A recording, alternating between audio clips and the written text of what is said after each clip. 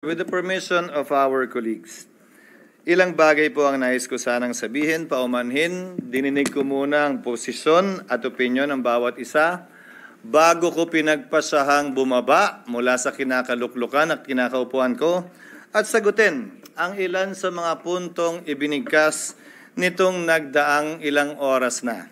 Una, nasabi na maikli lamang naman ang panahon ang kailangan gugulin para dito. Bakit hindi pa ginawa noon? Hindi ba't obvious na nakita po natin itong nagdaang magtatatlong oras?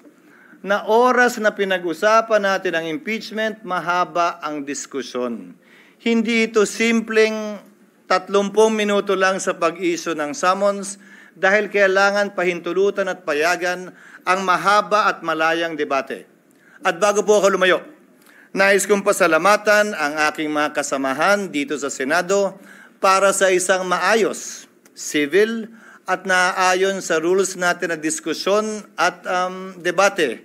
Ayon na rin sa sinumpaan nating tungkulin na pagpasahan ng lahat ng bagay nang naaayon sa ating paniniwalang tama at nararapat nating gawin. Hayaan mong simulan ko po ang ilang mga binanggit. Mr. President, Your Honor, I wrote the members of the Senate on February 24, 2025, outlining the basic reasons why we cannot, as of yet, schedule the impeachment complaint.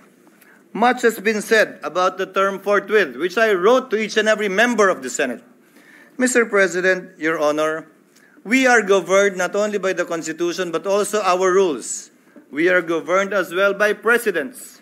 We are governed as well by decisions of the Supreme Court pertaining to this matter. Allow me to, for the record, cite a few regarding this matter, lest they may think that it is only a one-sided opinion with respect to their definition of forthwith na agad-agad. Kada senador marahil may kanya-kanyang opinion kaugnay nito. Hindi ko pwedeng hayaan na sa record natin ay hindi maisabi ang ibang opinion kaugnay nito.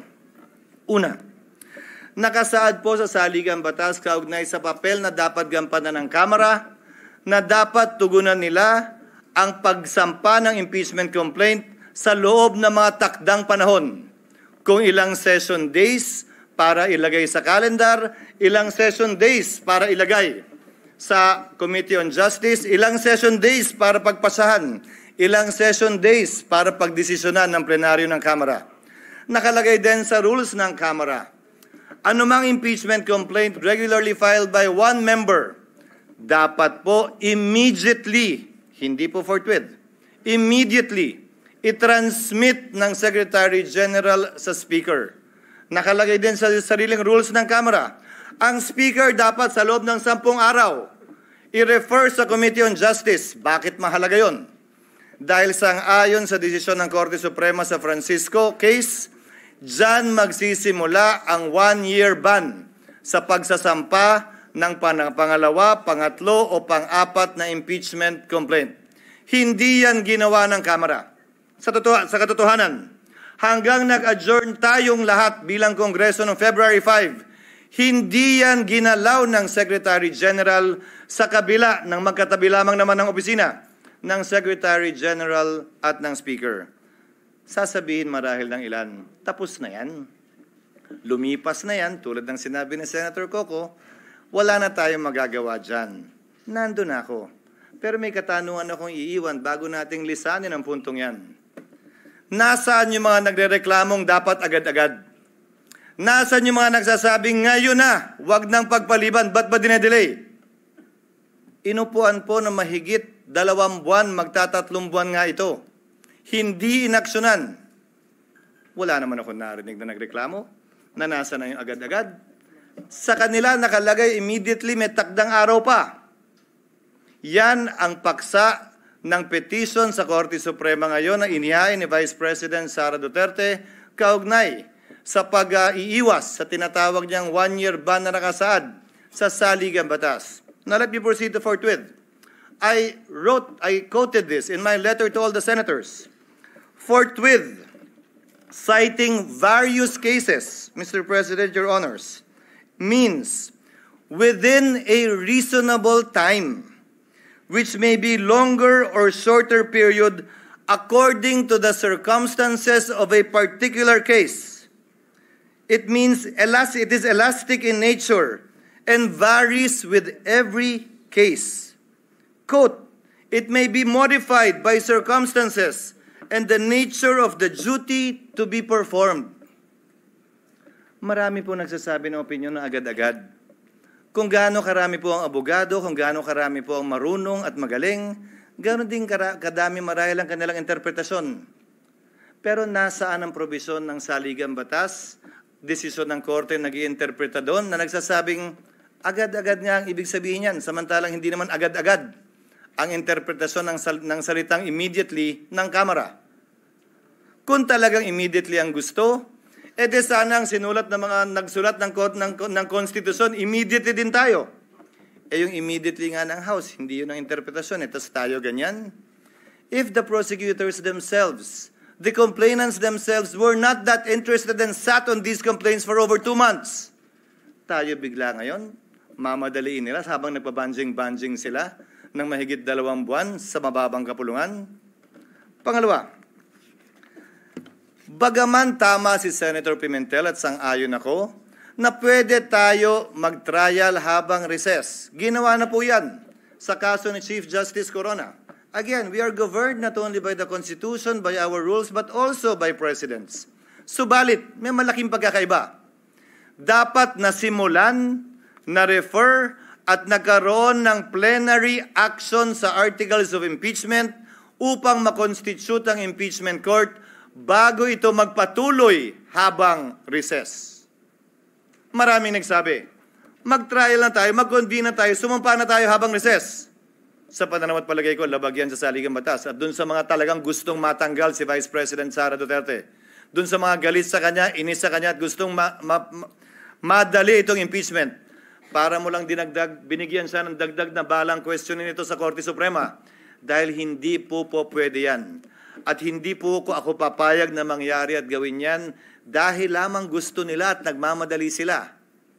Sinabi ko na sa simula pa lang ng impeachment process na ito, 1 linggo matapos i-file yan dito sa Senado, 2 oras bago tayo mag-adjourn sa huling araw ng ating sesyon.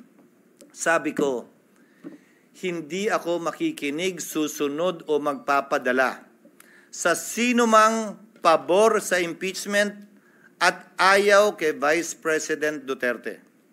Hindi ako magpapadala sa ayaw sa impeachment at gusto si Vice President Duterte.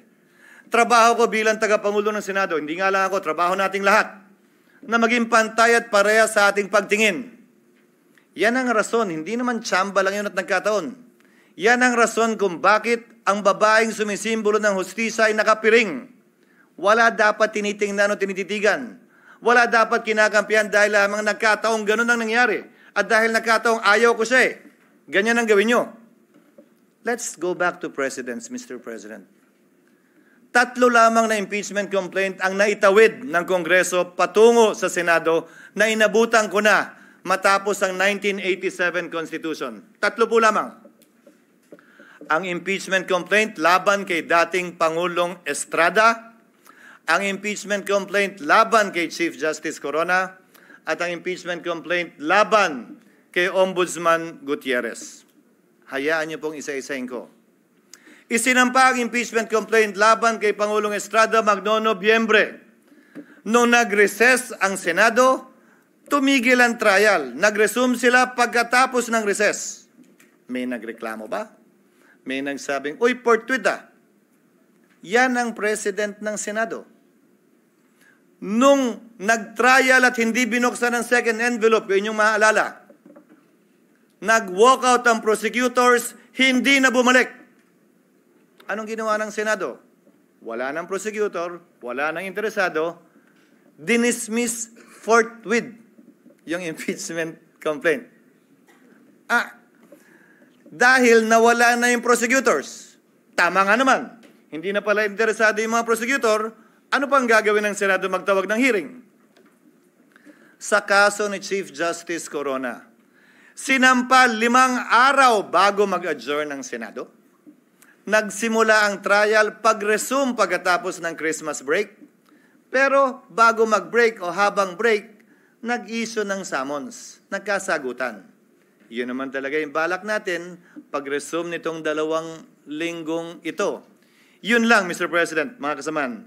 Ang kaisa-isang impeachment complaint na nasimulan at natapos ng Senado. Yung pangatlong impeachment complaint ni Ombudsman Mercy Gutierrez. Final yan 3 araw bago mag-adjourn ang Senado sa kanyang regular recess, walang eleksyon nun.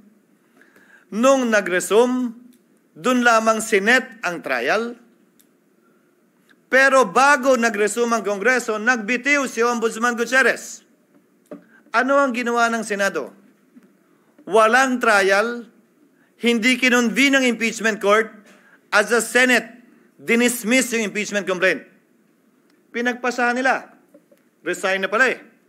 Wala na tayong kailangan gawin. Naalala niyo po yung debate na meron pa namang penalty of absolute perpetual disqualification. That was discussed. But by way of precedent, the Senate did that. So if you look at the past presidents of the Senate, nagawa po nila yon, pinagbotohan po nila yon. Without convening the impeachment court. Wala pong nagsabi, hoy, inaabandon na ninyo ang inyong constitutional duty nung ginawa ng Senado yon. Paano po yan, Ginoong Pangulo? Pagsang-ayon ba ang karamihan o ng pinakamaingay ang matatalino sa ating bansa? Okay lang. Pag hindi sila sang-ayon, hindi na okay. Bugbog ka na. Bugbog na institusyon. Dapat may gawin na tayo. The Constitution, the rules, and the precedents, Mr. President, do not change simply because a group says otherwise. Baliktan naman pa natin. Yung isang naudlot na impeachment complaint laban kay dating Chief Justice Davide. Karamihan sa mga civil society groups tutol doon sa impeachment complaint na yon. Tungkol sa corruption din yon. Tungkol sa pag-aabuso din ng poder yon. Parehong mga grounds. Dahil yun naman ang ground ng impeachment talaga eh. Anong sinabi nung halos parehong grupo ngayon na gusto ang ulo ni Vice President Sara? Ay, masama yung impeachment yan. Hindi yan dapat i-file. Dapat i-dismiss nyo yan. Mabuting tao si Chief Justice Davide. Nagsalita pa ang mga miyembro ng Senado noon. Kahit padalayan ng Kamara sa amin, hindi namin tatanggapin yan. Sinabi din po ng Senado noong mga panahon yun. At saka busy kami sa budget. Kailangan muna namin unahin yan bago yan. Babalik ko ang katanungan. Nagbabago ba? Depende kung sinong may gusto. Hindi ba dapat kung ano yung pamantayan at batayan kaugnay ng impeachment complaint, sino man ang nasasakdal? Pareho at parehas ang pagtrato natin.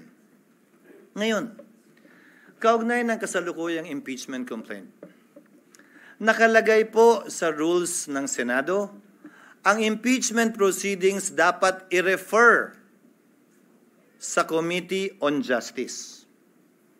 Ang ginawa ng Senado, bagaman pareho ang rules natin na bahagi ng ating President, ni-refer sa Committee on Rules na siyang naging hudyat para buuin ang impeachment court. Sa Estados Unidos, kung saan natin kinopya ang karamihan ng mga provision ng ating impeachment rules, ang mga miyembro ng Kamara na nag-hain ng impeachment o mga prosecutors, sila ang nagbabasa niyan. So, nung nakita po namin sa parte ng Secretariat, yung President na yon, nung nakita po namin yung provision na dapat sa Committee on Justice i-refer, sinuggest namin na basahin yung Articles of Impeachment ng prosecutors mismo. Sa Senado, hindi pa sa Korte. Para magsilbing hudyat yon ng pag-convene ng impeachment court at panunumpa ng mga judges ng impeachment court. Yung po sana ang nakatalagang gawin sa June 11. Nasabi po ni Senator Villanueva, ano nga ba ang pagkakaiba? June 2, June 3, June 5, June 4, June 9, June 10, June 11. Kung susundan natin ang ginawa ng mga ibang impeachment court sa mga nagdaang panahon, ini-issue lamang nila yung summons para mabigyan ng sapat na panahon. Ang nasasakdal na isumite yung kanyang answer Diyan sa impeachment complaint. At pagkatapos nun, dahil magtatapos ang kapangyarihan ng mga prosecutor sa June 30, hindi po tayo pwede magpatuloy sa ating paglilitis dahil hindi naman pwedeng one side lang yung ating mapapakinggan pagkatapos ng June 30. Doon sa nagsasabi na may mga private prosecutor naman na i-appoint ang Kamara. With the principal goes the agent because the authority of the principal ceases by June 30. So, napag-usapan, tatawid ba ito? Tatawid ba ito sa susunod na Kongreso? Kung gaano rin karami siguro ang senador, ganong karami din ang opinion. Kung gaano karami ang abogado, ganong karami din ang magaling nilang basehan kung tatawid nga ba o hindi. My position is that it will. Mr. President, Your Honor, allow me to read a portion of the deliberations of the Constitutional Commission on this matter. Delegate Aquino, because I would proceed, quote, from settled jurisprudence that impeachment proceedings are essentially judicial in nature, such that it follows that when the legislative chamber undertakes these proceedings, it sits as a court of justice, and therefore, it is not bound by the rules of legislative sessions. It cannot adjourn. Assuming that the session is adjourned, impeachment proceedings should not in any way be affected by the adjournment of the session. Delegate Romulo. That is not precluded from our proposal. If the Commissioner wants to make it explicit and to suggest amendments to that effect, I suppose I would not object. Our thinking is that if the Commissioner's premise is that it is like a court of justice, maybe an adjournment of the hearing will certainly not preclude it from continuing the proceedings on some other day. In other words, it could not lose jurisdiction just because of adjournment. Add to that, Mr. President, what the Minority Leader said during earlier sessions we've had. Hindi porkit pinalitan yung judge, dismissed agad lahat ng kaso at magsisimula uli. Ang prinsipyo pa ng batas na nagsasabing anumang sinimulan, dapat lamang tapusin. Plus ang president natin, kaugnay sa SET, na tumatawid yung kaso sa SET, bagaman nagpalit ng Kongreso, bagaman nagpalit ng mga miyembro ng Senado at maestrado ng Korte Suprema. Now, allow me to state a few more things before I yield the floor. Mr. President, Congress cannot pass an irrepealable law. Very much so that we cannot bind the next Congress. Whatever we decide with respect to this issue, kung tatawid nga ba o hindi, would have to be confirmed, affirmed, or rejected as the case may be by the 20th Congress. Some of us will be part of that. Some of us will no longer be part of that. But we cannot tie their hands and bind their hands. But the same is true, Mr. President, Your Honor, if at all, with the House of Representatives as well. The 19th Congress also, to my mind, cannot bind. If the 19th Congress Senate cannot bind the 19th Congress, the 20th Congress Senate, then in the same breath, the 19th Congress House cannot bind the 20th Congress House. Certain procedural, to my mind, compliances need to be made in order for this to be done. As a last point, Mr. President, Your Honor, oo nga po at marami nagpapahayag na opinyon at maraming sinasabi laban sa Senado at higit pa sa sinumang miyembro ng Senado laban sa inyong lingkod. But I consider that as part of the burden of leadership, Mr. President, Your Honor. Bahagi yan ng trabaho bilang tagapangulo ng Senado na balikatin kung anumang pagsubok, anumang pasanin, anumang patutsada na ibabato sa Senado o sa tagapangulo ng Senado kaugnay ng ginagawa o di nito ginagawa. Pero alalahanin din sana ng ating mga kababayan, bagaman karapatan nilang sabihin at magsabi ng kanilang nasa sa loob, tulad ng paggalang na ginagawa natin sa mga nagpapahayag ng kanilang opinyon sa labas lamang ng Senado. Para po sa akin, lahat po ito ay welcome at respetado ko dahil sa isang demokrasya, importante ang malayang pagpapahayag ng opinyon. Sa isang demokrasya, Ginoong Pangulo, hindi naman pwedeng nagkakasundo tayo sa lahat ng bagay. Sa isang demokrasya, tama lang, okay lang at dapat lang na magkakaiba tayo ng pananaw basta't hindi tayo nagsasakitan, basta't hindi tayo nag-aaway o dumarating sa punto na magkakasakitan. Malaya tayo makakapagdebate pero sa dulo, tulad lamang ng nakaraang eleksyon, pagbobotohan po natin ito at ito'y masesettle sa pamamagitan ng botohan. Sino man ang manalo sa botohan, hindi nangangahulugang tama. Sino man ang matalo, hindi nangangahulugang mali. Iyon ang gusto ng nakararami. Gayon din sa mga opinyon na inihahayag sa ngayon. Hindi porkit yan ang tingin ninyo, tama na kayo. Hindi porkit na hindi sang-ayon ang ibang tao sa inyo, mali na sila. Hindi po ganun yun. That I am not, or anyone here in the Senate is not on your side, does not mean that they are wrong and you are right. Only history will be the judge of that. Kaugnay naman ng mga legal na opinyon. Dapat ganito, dapat ganyan, ito ang forthwith, dapat ngayon na, dapat bukas, pwede sa Miyerkules. Ang pwede lamang po naman magpasya ng legalidad niyan ay ang Korte Suprema. Hanggat hindi po nangyayari yan, malaya tayong pwedeng magdebate at sabihin ang ating kanya-kanyang posisyon na buong na bukas at buong pahintulot ang binigay ng Senado para mapakinggan yan. Hindi lamang sa iba't ibang social media platforms, pati dito sa plenaryo ng Senado.